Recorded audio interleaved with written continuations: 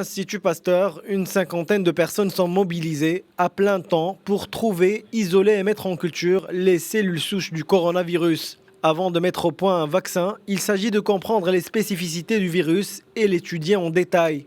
Pour ce faire, les cas suspects subissent des prélèvements envoyés directement au laboratoire. Donc là, ils sont en train de déballer ce qu'on appelle des suspicions. Donc ce sont des cas, des prélèvements de patients qui sont suspectés d'être infectés par le virus, le nouveau coronavirus. Et donc le déballage, c'est-à-dire consiste à vérifier qu'on a bien un échantillon avec les renseignements cliniques, de telle manière à ce qu'on puisse faire les enregistrements complets dans la base de données. Et à partir de cet échantillon, qui est généralement un prélèvement respiratoire, nasopharyngé ou alors un petit peu plus profond, eh bien on va réaliser les premières étapes d'inactivation du virus tout en conservant le génome pour faire les étapes de détection. Le virus isolé vient ensuite la phase de test au cours de laquelle il est confronté à des molécules déjà connues et où ses réactions sont observées.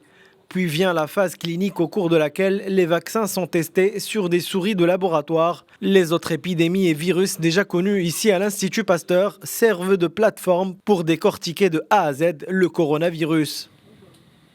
Le travail qu'on fait actuellement consiste à fabriquer un vaccin rougeole contre la rougeole recombinant, donc c'est-à-dire qui présente des antigènes du coronavirus. C'est une plateforme vaccinale qu'on a développée depuis de nombreuses années, qui est déjà utilisée par ailleurs pour développer des vaccins contre d'autres maladies émergentes.